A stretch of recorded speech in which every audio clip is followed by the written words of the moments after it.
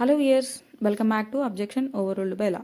So ఈరోజు మనము ఒక ఇంపార్టెంట్ కాన్సెప్ట్ గురించి తెలుసుకుందాం, which is moot court. So ఈ కాన్సెప్ట్లో మనము మూట్ కోర్ట్ అనేది ఏంటి, ఎందుకు, మనకి ఎలా ఉపయోగపడుతుంది, మూట్ కోర్ట్లో కేసెస్ అనేవి ఎలాంటి ఫార్మాట్లో మనం చేయాలి, లీగల్ రీజనింగ్ అనేది మనకి ఎలా పెరుగుతుంది, అసలు మూట్ కోర్ట్లో ఎంతమంది ఇన్వాల్వ్ అవుతారు, ఎలాంటి బిహేవియర్ అనేది మనం మూట్ కోర్ట్లో చేయాలి, మన గెస్చర్స్ ఎలా ఉండాలి, ఇవన్నీ కూడా ఈరోజు మనము ఈ వీడియోలో క్లియర్గా తెలుసుకుందాం. Without further delay let's get started. అయితే మూట్ కోర్ట్ అంటే ఏంటి? మూట్ కోర్ట్ అంటే ఒక స్టిమ్యులేటెడ్ కోర్ట్ రూమ్ అనమాట.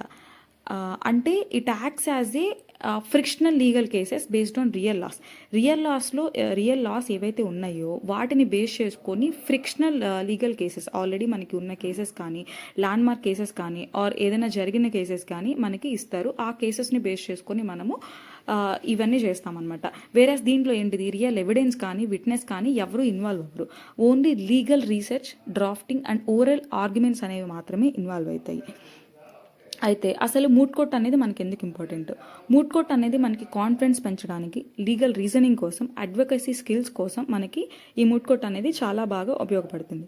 వేరాస్ it prepares you for real court room practices. మనకి డైరెక్ట్గా రియల్ కోర్ట్ రూమ్ ప్రాక్టీసెస్లో ఎలాంటి భయం లేకుండా కాన్ఫిడెన్స్గా మనము ప్రాక్టీస్ చేసుకోవడానికి ఈ మూట్ కోర్ట్ అనేది చాలా ఉపయోగపడుతుంది.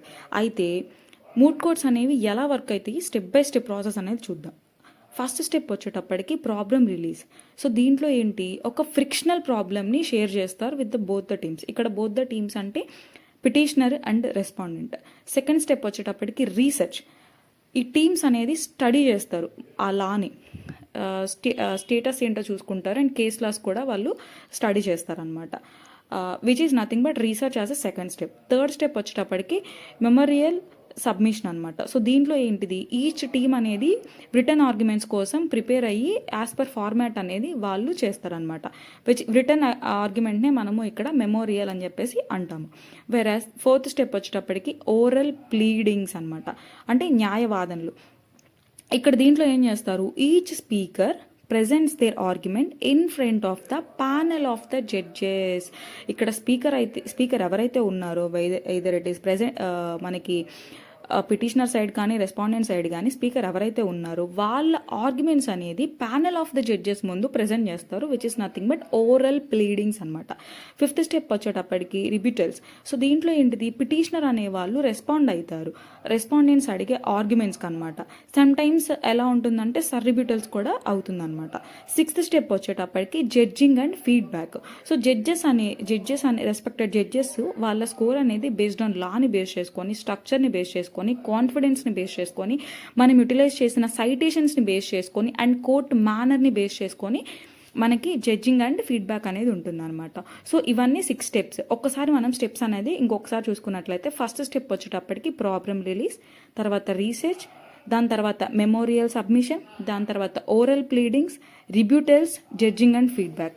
These are the 6 steps involved in the moot court process అనమాట. అయితే లాంగ్వేజ్ ఆఫ్ మూట్ కోర్ట్ ఇది చాలా ఇంపార్టెంట్. మనము మూట్ కోర్ట్లో ఎలాంటి లాంగ్వేజ్ అనేది యూటిలైజ్ చేయాలి. సో ఫర్ ఎగ్జాంపుల్ కనుక చూసుకున్నట్లయితే, మనము ఫస్ట్ ఆఫ్ ఆల్ కోర్టుని గౌరవించాలి. May it please the court. నేను పిటిషనర్ తరపున ఉన్నాను అంటే I appear for the petitioner. అయితే మనము జడ్జెస్ని మనము యూ లార్డ్షిప్ ఆర్ లేడీషిప్ అని చెప్పేసి మనము ప్రనౌన్స్ చేసి పిలవాలన్నమాట. వేరాస్ మనకి రిబిటల్స్ అనే కాన్సెప్ట్ మనం ఇందాక స్టెప్ బై స్టెప్ ప్రాసెస్లో చెప్పుకున్నాం. వాళ్ళ వాదనని మనము గౌరవంతో తిరుగు వాదన చేస్తున్నామని చెప్పడానికి ఐ రెస్పెక్ట్ఫుల్లీ రిబీట్. అయితే మనం ఈ టాపిక్ వచ్చింది కాబట్టి ఇంకొన్ని వర్డ్స్ అనేది మనం చూసుకుందాం. ఫస్ట్ వచ్చేటప్పటికి చూసుకున్నట్లయితే మచ్ బ్లైజ్డ్ లార్డ్షిప్ అంటే మేము ఎంతో కృతజ్ఞతలం, మేము ఎంతో కృతజ్ఞులై ఉన్నాము. అయితే మీ అనుమతితో నేను ప్రారంభిస్తాను. ఎవ్రీ టైం అనమాట మనము ఏదైనా స్టార్ట్ చేసేటప్పుడు పర్మిషన్ అడిగి ప్రారంభించాలి. With your permission may I proceed. దాని తర్వాత I shall be in brief. నేను చాలా క్లుప్తంగా దీనిని చెప్పగలను. అయితే నెక్స్ట్ వచ్చేటప్పటికి kindly allow me to complete the submission, దయచేసి నా వాదన పూర్తి చేయండి. ఇవన్నీ basic court room etiquettes phases అనమాట. ఇవన్నీ మనము కోర్టులో న్యాయస్థానాన్ని గౌరవించి మనము ఆ ఫిక్షనల్ మూట్ కోర్ట్ ఏదైతే ఉందో అది మనం రియల్ కోర్టుగా భావించి ఈ ఈ కోర్ట్ రూమ్ అటిక్విట్స్ అనేవి మనము యూటిలైజ్ చేయాలి.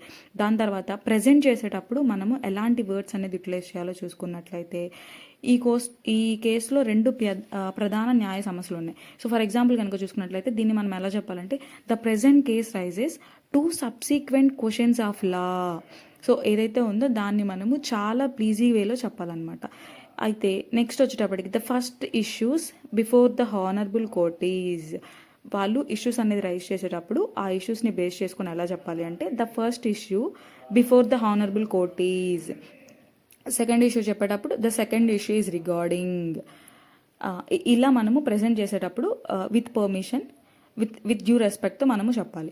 వేరాజ్ referring to the laws and cases, మనము ఏదన్నా లాస్ని కానీ సైటేషన్స్ కానీ రిఫర్ చేసేటప్పుడు as per the article of the constitution this honourable court has previously held in and the relevant statutes provides the ratio decidendi of the case. ఇవన్నీ కూడా మనము utilise చేయాలి రిఫరింగ్ అనేది లాస్ అండ్ కేసెస్ సైటేషన్స్ని refer చేసేటప్పుడు. Whereas మనము జడ్జెస్కి answer చేసేటప్పుడు ఎలా చెప్పాలి, I beg you pardon lordship, I beg you pardon your lordship అని చెప్పాలి.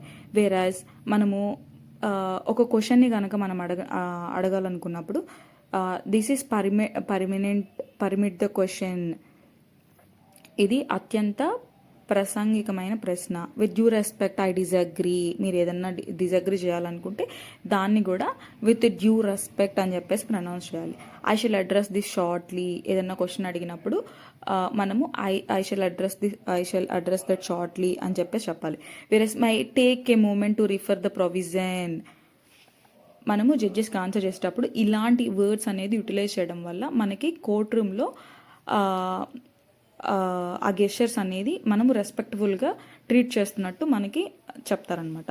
వేరాజ్ డ్యూరింగ్ రిబ్యూటల్స్లో చెప్పేటప్పుడు I respectfully rebut the contention made by the represent, అయితే మనం రిఫ్యూజ్ చేసేది కూడా అంతే రెస్పెక్ట్ఫుల్గా చెప్పాలన్నమాట. And also the respondent has fail to establish and my submission stand unshaken by the argument of the opposite side. ఇలా మనము యూటిలైజ్ చేయాలి. అయితే మనకి కొన్ని లాటిన్ లీగల్ ఫేజెస్ అనేవి కొన్ని ఉన్నాయి. అవి ఒకసారి చూసుకున్నట్లయితే ప్రైమా ఫేజీ అంటే at the first gland, and ఇలాంటి వర్డ్స్ అనేది మనము ఎక్కువ యూటిలైజ్ చేయాల్సి ఉంటుంది అనమాట. X party, one side hearing, locus స్టాండీ, right to appear in the court. దాని తర్వాత మూట్ కోర్ట్లో అసలు ఎలాంటి పార్టీస్ ఉంటాయి, ఎలాంటి ప్రొనౌన్సియేషన్ యూటిలైజ్ చేయాలి, ప్రొనౌన్సియేషన్ ఇన్ ద సెన్స్ ఎలాంటి వర్డ్స్, ఎలాంటి థింగ్స్, ఎలాంటి ఆబ్జెక్ట్స్ అనేవి ఉంటాయి, ఎలాంటి పర్సన్స్ని మనం ఏమని పిలుస్తాం. మూట్ కోర్ట్ అంటే it is a stimulated court for the practice.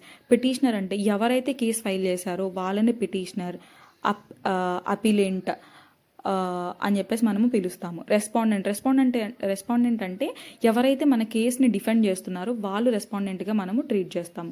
Jurisdiction అంటే legal authority of the court, మనం వేసే కేసు అనేది ఏ జ్యూరిడిక్షన్ కిందకు వస్తుంది, ఏ legal authority of the court కిందకు వస్తుంది. బెంచ్ అంటే group of judges hearing of the case.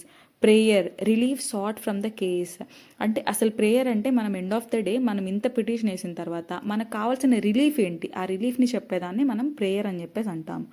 Issues మనం డ్రాఫ్ట్ చేసిన పిటిషన్లో మనకి రైజ్ అయిన ఇష్యూస్ ఏంటి అంటే లీగల్ క్వశ్చన్స్ ఏంటి, అయితే స్టేట్మెంట్ ఆఫ్ ద ఫ్యాక్ట్స్. అయితే ఈ సమ్మరీ ఆఫ్ ద పిటిషన్లో అసలు ఫ్యాక్ట్స్ ఏమున్నాయి, summary of the relevant case facts అనమాట. ఆర్గ్యుమెంట్స్ అడ్వాన్స్డ్ అంటే detailed legal arguments. Sub rebuttals అంటే reply by the respondent to the rebuttals అడిగే వాళ్ళకి రిప్లై ఇచ్చే రెస్పాండెంట్ అనమాట.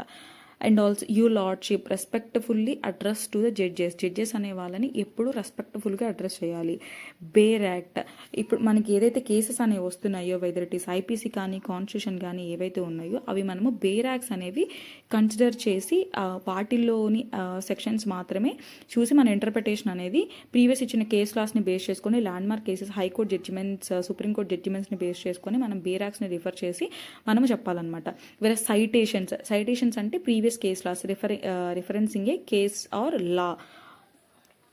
ఐఆర్ఏసీ మెథడ్ అంటే ఇష్యూస్ కానీ, ఐ అంటే ఇష్యూస్, ఆర్ అంటే రూల్, ఏ అంటే అప్లికేషన్, సి అంటే కన్క్లూజన్. ఈ మెథడ్ని కూడా మనం యూజ్ చేసుకోవచ్చు. టైం అలాట్మెంట్, మనకి పిటిషనర్కి కానీ, రెస్పాండెంట్కి కానీ, స్పీకర్కి కానీ సమ్ పర్టిక్యులర్ స్టిపులేటెడ్ టైం అనేది అలాట్ చేస్తారు మూట్ కోర్ట్లో. అండ్ ఆల్సో అథారిటీ, కేస్లా కానీ స్టాచ్యూస్డ్ ఫర్ ద ఆర్గ్యుమెంట్, వాదనకు ఉపయోగించే చట్టం లేదా తీర్పుని అథారిటీ అంటారు. సమ్మరీ ఆఫ్ ఆర్గ్యుమెంట్స్ అంటే ఇప్పటివరకు మనం చెప్పిన ఆర్గ్యుమెంట్ని షార్ట్ చేసి చెప్పడం అనమాట, short version of argument. Memorial అంటే ఇందాక మనం చెప్పుకున్నట్టు return submission of the case. Cover page అంటే first page of the memorial with details అనమాట. టేబుల్ ఆఫ్ కంటెంట్ అంటే index of the sections in the memorial. మనకి ఏదైనా బుక్లో మనకి ఉంటుంది కదా table of content, like index లాగా, అదనమాట. ఇండెక్స్ ఆఫ్ అథారిటీ అంటే list of sources used. And also researcher, team member who support with law and facts. ఇప్పుడు మనము ఇందాక చెప్పుకున్నట్టు 3 మెంబర్స్ అనేవాళ్ళు ఉంటారు. ఓకే, నెక్స్ట్ స్లైడ్లో చూద్దాం అది. Speaker 1/2, mooters who argues the case అనేది ఆర్గ్యూ చేసే వాళ్ళని స్పీకర్స్ అని చెప్పేసి అంటారు. Oral pleading, verbal arguments in front of the judges అనమాట. ఓరల్ వేరాజ్ రిబ్యూటల్స్ అంటే reply by the petitioner to respondents arguments అనమాట. అయితే హైపోథెటికల్ అంటే ఇమాజినరీ సిచ్యువేషన్ ఆర్ ఫ్యాక్ట్. ఇవన్నీ కూడా మనకి చూసుకోవాల్సిన బేసిక్ ఇంపార్టెంట్ లీగల్ టర్మ్స్ అనమాట. మనకి ఎండింగ్ సబ్మిషన్ అనేది ఎలా ఉండాలంటే that bring me to the end of my submission. ఇది కూడా చాలా రెస్పెక్టబుల్, కోర్ట్ని రెస్పెక్ట్ చేస్తూ చెప్పాలన్నమాట. Unless you lordship has any further questions I rest my case. Lordship మీకు ఎలాంటి క్వశ్చన్స్ లేకపోతే నేను నా కేస్ వాదనలతో ముగిస్తున్నాను. I humbly pray before this honourable court to grant the following reliefs. మనం ఏదైతే ప్రేయర్ చేసామో ఆ రిలీఫ్స్ ఇవ్వమని చెప్పేసి కూడా హంబుల్గా మనము ప్రే చేసి ఎండింగ్ సబ్మిషన్ అనేది ఇవ్వాలన్నమాట. And team rules and structure కనుక ఒకసారి మనం చూసుకున్నట్లయితే each team has 2 speakers and 1 researcher. Speakers ఏం చేస్తారు? Speaker 1 handles the issues based on listed in the issues అనమాట. స్పీకర్ 2 మిగతా ఇష్యూస్ని హ్యాండిల్ చేస్తారు. రీసెర్చర్ అనేవాళ్ళు support with law and documents అనమాట. ఈ స్పీకర్ 1కి స్పీకర్ 2కి ఈ రీసెర్చర్ అనేవాళ్ళు సపోర్ట్ చేస్తారు విత్ లా అండ్ డాక్యుమెంట్స్ అనమాట. వేరస్ how cases are selected, cases అనేది ఎలా సెలెక్ట్ చేస్తారంటే moot court problems are fictional but based on real laws like constitution కానీ, ఐపీసీ కానీ, ఐపీఆర్ కానీ, ఎన్విరాన్మెంటల్ లా కానీ, వీటన్నిటిని బేస్ చేసుకొని వీటన్నిటిలో ఉన్న ఇంపార్టెంట్ కేస్ లాస్ని మనకి కేసెస్ లాగా సెలెక్ట్ చేసి మూట్ కోర్ట్లో ప్రాబ్లమ్స్ లాగా ఇస్తారనమాట. అయితే is there any time limit? Yes, time limit in moot courts are usually ఈ speaker gets 10 to 15 minutes including judge interruptions. రిబ్యూటల్స్కి వచ్చేటప్పటికి 2 to 3 minutes అనేది ఉంటుందన్నమాట. వేరస్ జడ్జింగ్ క్రైటీరియా అలా ఉంటుంది. వాళ్ళు బేసిక్ పారామీటర్స్ అనేది చెక్ చేస్తారు. అంటే నాలెడ్జ్ ఆఫ్ ద లా, చట్టం మీద వీళ్ళకి ఎంత పట్టుంది. ఆర్గ్యుమెంట్ స్ట్రక్చర్, వీళ్ళు ఆర్గ్యుమెంట్స్ అనేది ఎలా చెప్తున్నారు, ఆ స్ట్రక్చర్ ఎలా ఉంది. కాన్ఫిడెన్స్, వీళ్ళు ఎంత కాన్ఫిడెంట్గా చెప్తున్నారు. కోర్ట్ మేనర్, ఇప్పుడు మనం డిస్కస్ చేసుకున్న ఈ టర్మినాలజీ ఏదైతే ఉందో అంత రెస్పెక్ట్ఫుల్గా, అంత ప్లీజీగా లార్డ్షిప్ అనడం కానీ, ఇలాంటి టర్మినాలజీ కానీ, కోర్టు మేనర్స్ అనేది వాళ్ళు ఎలా చెప్పారు. సైటేషన్స్ యూజెస్ అంటే ప్రీవియస్ కేసెస్ని ఎలా స్టడీ చేశారు. వీటన్నింటిని బేస్ చేసుకొని జడ్జింగ్ అనేది ఉంటుందన్నమాట. అయితే how to prepare for a moot కోర్ట్కి ఎలా ప్రిపేర్ అవ్వాలి అంటే ఫస్ట్ ఏంటంటే ప్రాబ్లం అనేది మనం చాలా కేర్ఫుల్గా చదవాలి. నెక్స్ట్ వచ్చేటప్పటికి లీగల్ ఇష్యూస్ ఏమున్నాయి అవి బ్రేక్ డౌన్ చేయాలి. దాని తర్వాత మనము రీసెర్చ్ అనేది ఎర్లీగా స్టార్ట్ చేయాలి. నెక్స్ట్ వచ్చేటప్పటికి ఓరల్ రౌండ్స్ అనేది ప్రాక్టీస్ చేయాలి. నెక్స్ట్ వచ్చేటప్పటికి రిబ్యూటల్స్ మీద ప్రిపేర్ అవ్వాలి. లెర్న్ టు సైట్ కేసెస్ అనమాట. కేసెస్ చెప్పే పద్ధతి కూడా నేర్చుకోవాలన్నమాట. So this is all about moot court brief అనమాట. సో మీకు ఈ వీడియో కనుక నచ్చినట్లయితే మా ఛానల్ని లైక్ చేయండి, షేర్ చేయండి, సబ్స్క్రైబ్ చేయండి. Thank you.